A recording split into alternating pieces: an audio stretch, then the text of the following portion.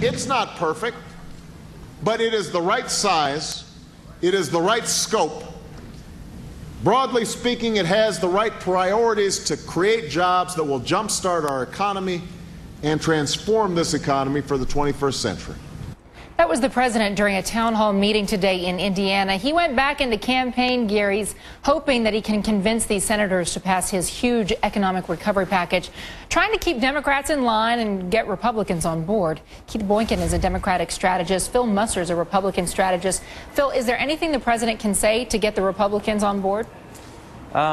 Geez, Contessa, probably at this point, probably not. You know, I think But come on, Phil, when we're looking at what's been cut here, you've got $40 billion for the state, school construction here, $16 billion bucks. They've even cut $1.6 billion out of Head Start. Somebody's trying. It's pretty crazy the way budget making works here, Contessa, for your viewers. I mean, you'd think there'd be some kind of logic behind this process, but it's basically a couple senators in the room kind of plussing up X's and O's on an Excel spreadsheet. And to compound it, the president is out in Indiana today potentially threatening to undo the compromise that he's got the 3 Republican votes for. So I think, you know. How so?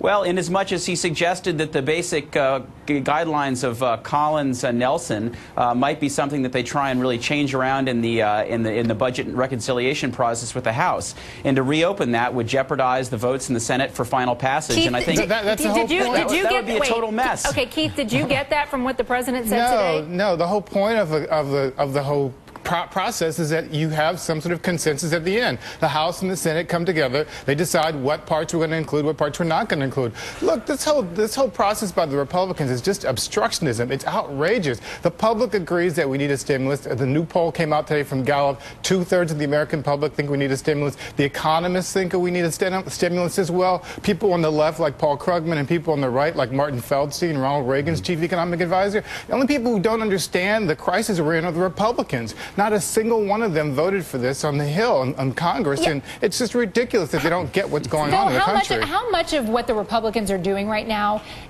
they're doing because they can afford to? I mean, let's face it, most of them voted for the TARP when President Bush was in the Oval Office. They had to do something there in order to rescue these banks, try to buy up the toxic assets, and now they're in the admirable position of not having to act.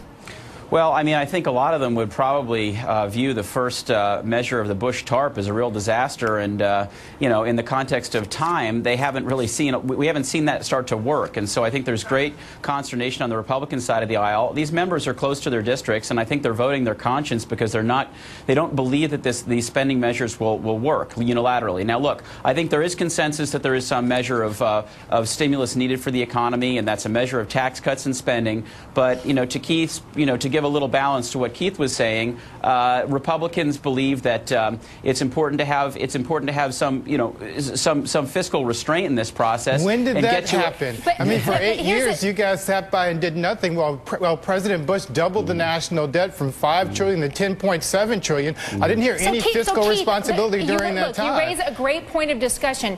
Given that that's the case, given the fact that the Democrats now had the chance, the American people gave it to them to come in and do things differently, then why add any pork, even if it's minuscule? Doesn't it ruin the point? Well, Obama said today there are no earmarks in this proposal. Of course, there are some things that some people may consider pork, but your pork may be different from my pork. The reality is we're talking about a spending measure. It's a huge bill. It's 640-something pages long. There's going to be 535 people who have to be involved in this process. Not everything is going to be perfect in it, but we have to do something. The economists agree that we can't afford to wait. And while the Republicans play politics, the country is suffering. People are losing their jobs. Keith and Phil, guys, thanks a lot for contributing to the conversation. Sure.